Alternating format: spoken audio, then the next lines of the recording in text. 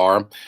I want to welcome you to another edition of HUR at Home on WHUR.com and all of our social media platforms. Tonight, we're talking about the controversy continuing to swirl around the U.S. Postal Service and what workers are saying. My guest is Ray Robinson, Executive Vice President of the American Postal Workers Union, local number 140, that is in the DC Metro.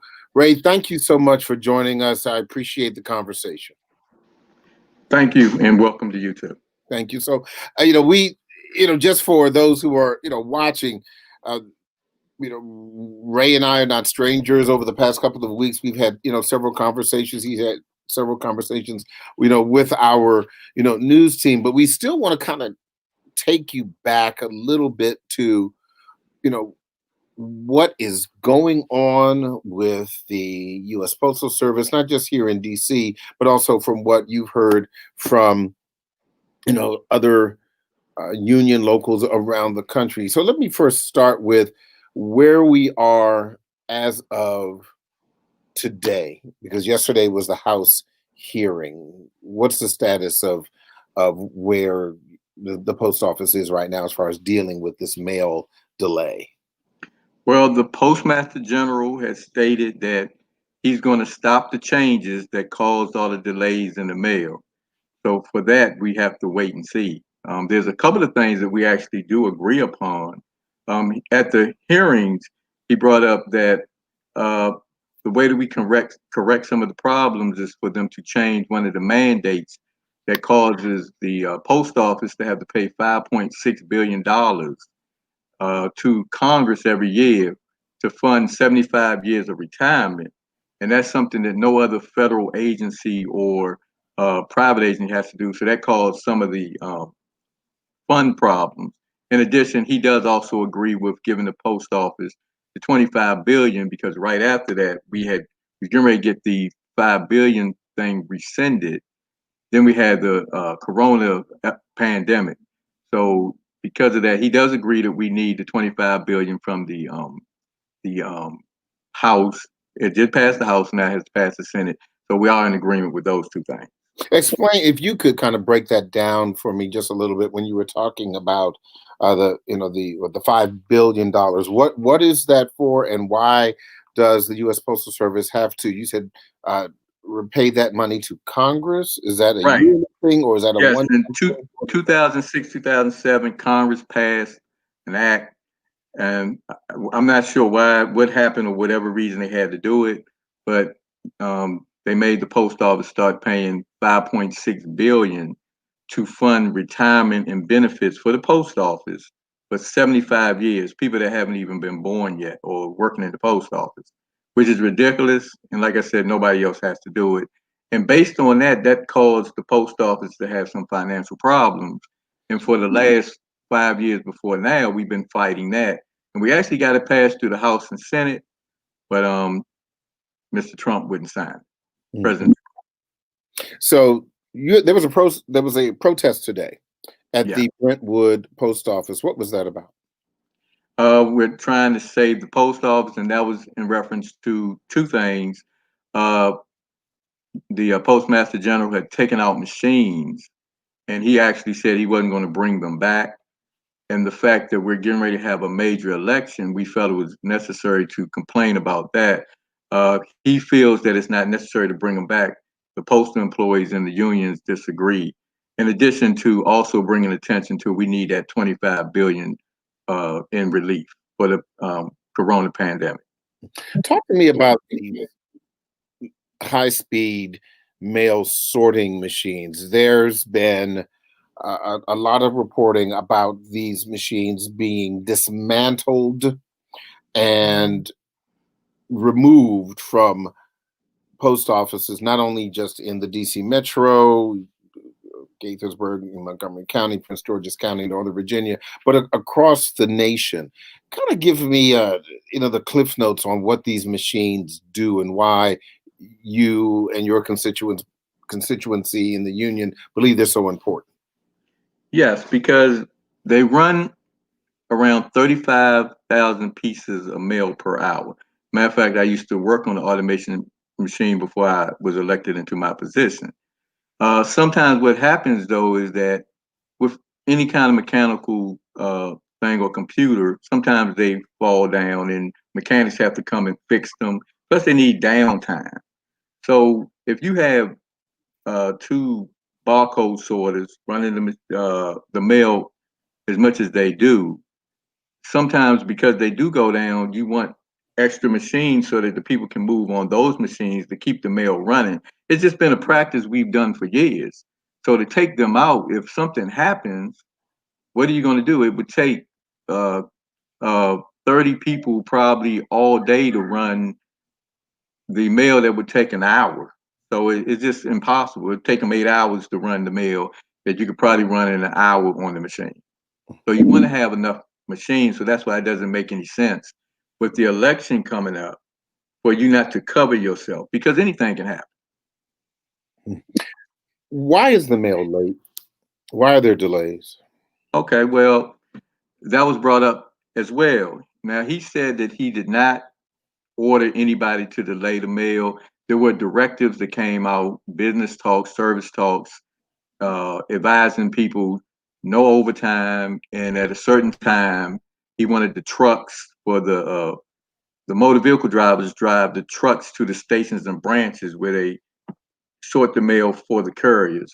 In addition to the couriers, they wanted them to leave at a certain time. Now, he disagreed and said that he didn't have anything to do with cutting out overtime, which also most of the time you have to do, especially during this coronavirus, because so many people are calling in. They have a lot of temporary workers that come in and they've only been working there a month or two. And when they stick in the mail, it takes them way longer to stick the mail than somebody that's been there 20 years. Uh, so the problem is that he did state that he told the trucks to stay on schedule and the couriers to stay on schedule, which he's saying we're just trying to make our schedule time. The problem is that if you have 1,000 pieces of mail that's not ready to go and you're sending it out, the next day you're going to have 2,000 pieces of mail and it's going to add up. So that's causing the delay in mail because he wants everything to go at a certain time, no matter what. During the hearing, there was a lot of discussion from Postmaster General Louis DeJoy about whether he did or did not have anything to do with it, particularly in the House hearing. And there was even some on Monday, and there was some reporting even today that they are looking for, documentation saying that that some of his orders are hurting, the post office. Do you believe him when he says that any of the changes or reforms that he was going to do, but now going to hold until after the election? Do you believe that he is going to do that? Yes, I do believe he's going to hold it until after the election. But the problem is that the union at every level believes that the things that he has stopped now temporarily should be stopped forever because then we'll be back in the same situation. Um, we're going to have a lot of mail coming because of the vote by mail, but our packages have increased greatly. So for right now, we're not sure if it's only because of the pandemic, but there's been a great increase in packages. So I think it would be a terrible mistake for him to decide to stop it. Then we could end up with delays again. So we don't want that to happen again. This issue about the post office or the U.S. Postal Service not making money or running a deficit is not new. For those of us, like me, who still mail letters, write letters, cards, birthday, whatever. But yes, we've noticed that the cost of stamps has gone up. The cost of packages has gone up. And even the president has said that the U.S. Postal Service is a losing proposition. From your perspective, how can the U.S. Postal Service be more efficient without getting an injection of money from from the federal government, or do you believe that that is just the wave of the future, and just like any other governmental agency, that it will have to be financially supported by the federal government? I don't believe it has to be. When most people have stated that post office has been losing money for years, the reason why they've been losing money for years is based on that $5.6 billion mandate. If it had not been for them being forced to pay that money, they would have been making a profit almost every year. Some give or take a year or two, where they may have lost like any other business. So I believe that for them to pass the bill, number one, to eliminate, and that's part of the bill, to eliminate that as well. The $5.6 billion mandate that they have to do every year that nobody else has to do. It doesn't make any sense. And luckily for us, the House and Senate both agrees. And because of the pandemic, a lot of businesses have gone under Mhm. based on the coronavirus. And a lot of our employees have still been going to work, even though they've gotten sick. So I believe that if they took away the mandate, gave them the infusion of funds for right now based on the pandemic, and they do have a lot of plans. And he didn't get into it, but we're pushing postal banking. They used to do it. And I think that that would be one of the ways that we could make money. And that's something that, well, he didn't say that, but he did say there's other things that he can do to increase revenue. And I would probably defer to him on that because he's a businessman. But the post office can make money if they took away the mandate. There's no doubt in my mind. Postal banking, what is that? Well, a lot of people have to go to the predatory people to Oh, for um, predatory lending, or yeah, loan people, and we could do that cash money orders and stuff like that.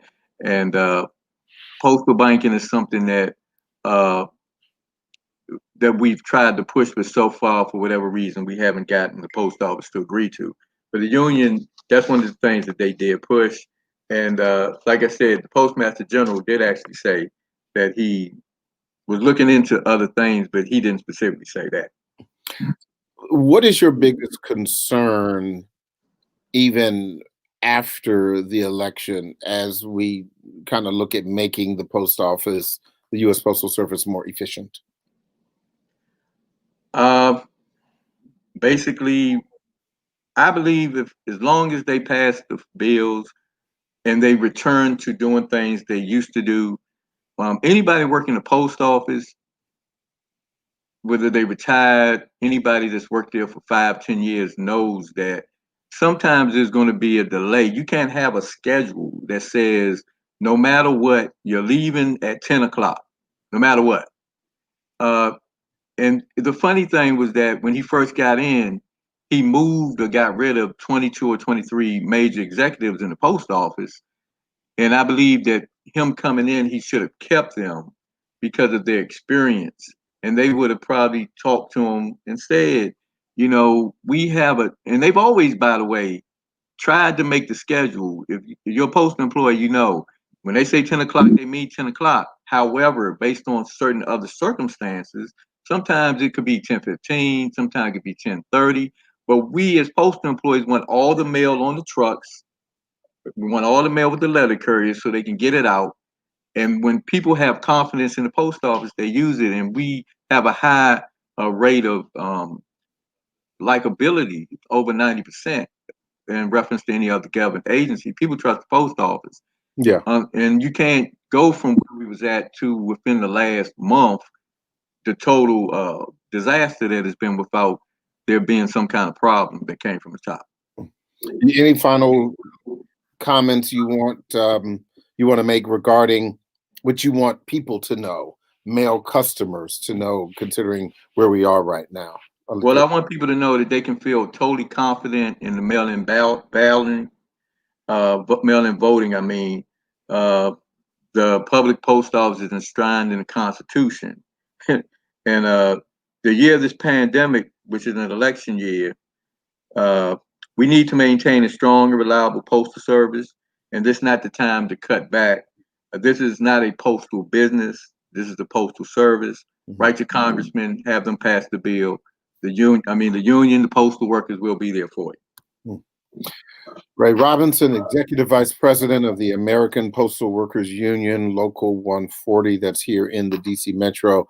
Thank you so much, Ray. I appreciate your time, and certainly good luck to you as you continue to try to navigate through and manage this crisis.